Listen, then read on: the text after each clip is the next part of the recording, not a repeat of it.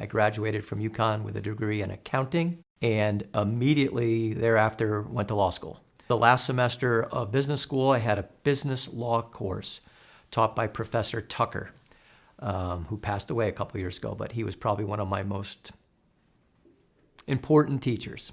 There was 80 or 85 people in the class, and it just touched on a lot of areas of the law, but he would talk to us and he would say, every year 1 or 2 kids from this class go on to law school. And I had never even thought of law school at that point. But I got the highest grade in that class, which is the first time that had ever happened, ever, for me. And I decided I was going to go to law school. I felt like I didn't really belong, like I wasn't smart enough, so I had that sort of chip where I felt everyone was like a genius and I wasn't. So consequently, I worked harder than everyone, and I was in the law library until midnight. I actually vowed that I would make the law review so I could get a pass so I could go to the law library whenever I wanted.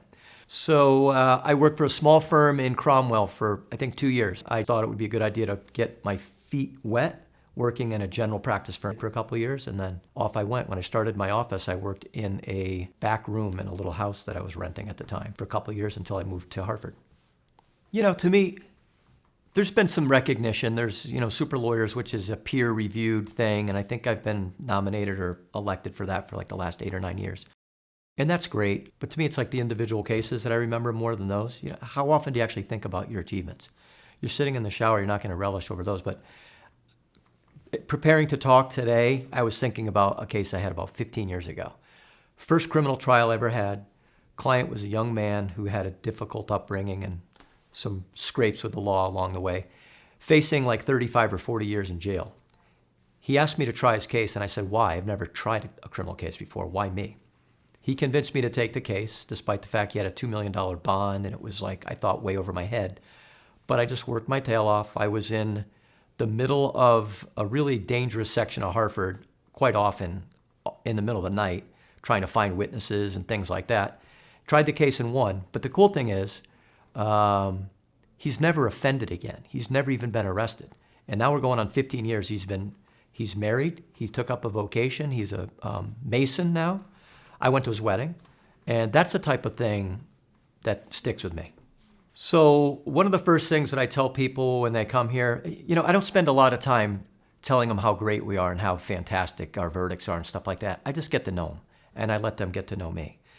So our philosophy is to be careful with the cases we take so we can spend the time that we need to for each case so that the lawyers can actually talk to the clients. Unlike a lot of firms where the lawyer, you may shake his hand in the beginning, you may never see him again. That's not how we're doing things here. You call to speak to one of the lawyers is going to call you back. We have 3 lawyers, and we all work on the cases together. We all have our hands in every single case, which is fantastic because if I'm busy in court one day and a client wants to talk to Monique or talk to Kara, they can get answers. So we don't have our own little private stash of files, and this is mine and this is yours. It's always been collaborative. It will always be that way. The insurance companies know that you're prepared and very able to bring home a good verdict. They're likely to settle with you, and they're also likely to settle for a higher amount than they'll settle with the guy right down the road who doesn't try cases.